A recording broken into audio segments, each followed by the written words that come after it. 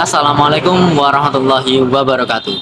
Perkenalkan, nama saya Dedi Omar Faruk Abdullah dengan NIM 23213182 dari kelas HPI 3B. Nah, di sini saya akan sedikit menjelaskan materi mengenai mahar dalam perkawinan. Oke, sebelumnya saya mohon maaf jika suara saya kurang kedengaran atau kurang keras karena ini sedang tidak berada di rumah dan ini ngambil videonya di pinggir jalan di warung. Oke. Nah, langsung saja kita masuk ke dalam materi pengertian mahar. Nah, secara bahasa mahar berarti mas kawin. Nah, secara istilah mahar adalah pemberian yang wajib dari calon suami kepada calon istri sebagai ketulusan hati calon suami untuk menimbulkan rasa cinta kasih bagi seorang istri kepada calon suaminya dalam kaitannya dengan pernikahan. Kemudian dasar hukum mahar ini ada dua dalil, ada dua ayat yang menjelaskan. Yang pertama dari surat An-Nisa ayat 4 dan surat An-Nisa ayat 24.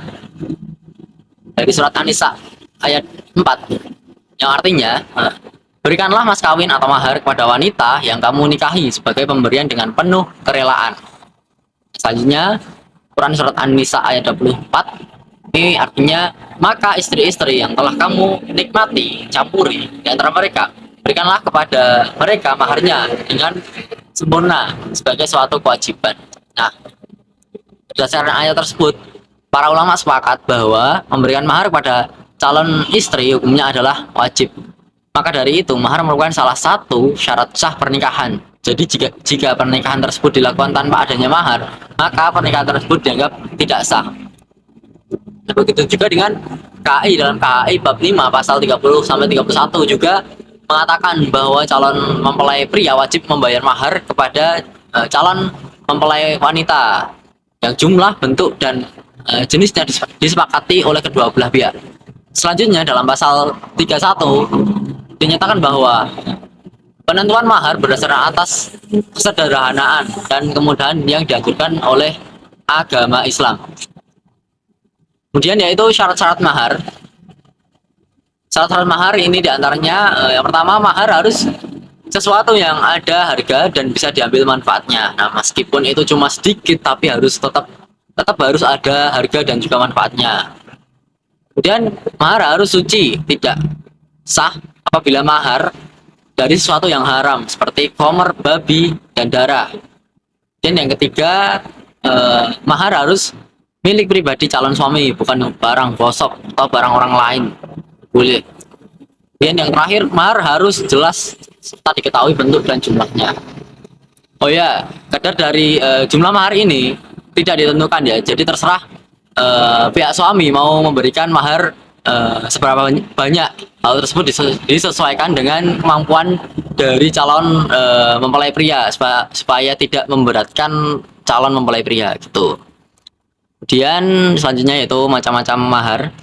Yang pertama, mahar musamma, yaitu mahar yang sudah disebut atau dijanjikan kadar dan besarnya ketika akad. Nah, ulama fikih sepakat bahwa dalam pelaksanaannya mahar musamma harus diberikan secara penuh apabila suami telah bercampur atau bersenggama dengan istri, dan juga apabila ada salah satu di antara suami atau istri yang meninggal. Dan yang kedua, mahar mitsli, yaitu mahar yang tidak disebut besar kadarnya pada saat sebelum ataupun ketika terjadi pernikahan. Nah, kemudian poin pembahasan yang terakhir itu gugurnya mahar. Jadi ada beberapa sebab yang menjadi penyebab gugurnya mahar, yaitu yang pertama perpisahan yang bukan karena perceraian.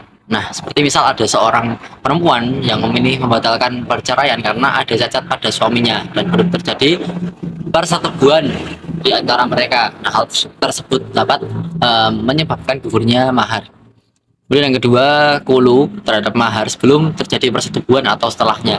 Nah, apabila seorang laki-laki mengkulu istrinya dengan iwat maharnya, maka gugur semua maharnya. Apabila maharnya tidak diterima, maka mahar ini gugur dari suami. Jika mahar ini sudah diterima, maka harus dikembalikan kepada suami. Dan yang ketiga, pembebasan dari semua mahar sebelum terjadi persetubuhan atau setelahnya. Mahar menjadi gugur dengan pembebasan jika si perempuan merupakan orang yang mampu memberikan sumbangan, dan mahar merupakan utang dalam tanggungan suami, yaitu uang dan semua jenis takaran dan timbangan. Tidak ditentukan yang dimaksud dengan zatnya, karena pembebasan adalah pengguguran, dan pengguguran dapat dilakukan oleh orang yang mampu melakukan pada sesuatu yang bisa untuk digugurkan. Kemudian yang keempat, istri menggibahkan semua maharnya untuk suami jika dia adalah orang yang mampu untuk melakukan sumbangan. Nah, itu tadi sedikit materi yang dapat saya sampaikan. Jika ada salah atau kurangnya, saya mohon maaf. Wassalamualaikum warahmatullahi wabarakatuh.